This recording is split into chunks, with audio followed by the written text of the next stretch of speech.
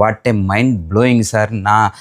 నా ఏజ్ 40 వచ్చింది, బట్ ఇప్పటి వరకు కూడా నేను ఎప్పుడు కూడా మీలాంటి కోచ్ నాకు తగలలేదు. నాకు తగిలింటే ముందు నా లైఫ్ టర్నింగ్ ఇప్పుడు అయిపోయి ఉండదు. ఖచ్చితంగా మీ దారిలో నేను నడుస్తానని నేను సిద్ధంగా ఉన్నాను sir. Thank you very much sir. ఒక ప్రైవేట్ జాబ్ చేసే వ్యక్తి, ఒక గల్లీలో బిజినెస్ పెట్టుకున్నటువంటి వ్యక్తి 60 సంవత్సరాల వయసు వచ్చే వరకు కూడా రిటైర్ అవ్వడం చాలా కష్టం.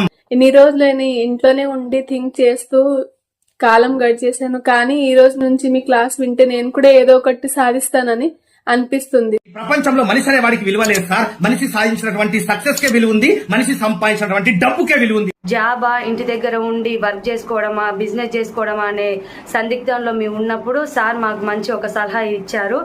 మనం మన నెక్స్ట్ జనరేషన్ కి ఏ రకంగా రోల్ మోడల్ కావాలనుకుంటున్నాం? మనలాగా బతకాలనా లేకపోతే మనలాగా బతకొద్దనా? ఇలాంటి స్పీచెస్ చాలా వండర్ఫుల్ గా సమాజానికి ఎంతో ఉపయోగపడుతున్నాయి. ఒక్కొక్క తెల్లెంటుక నీకు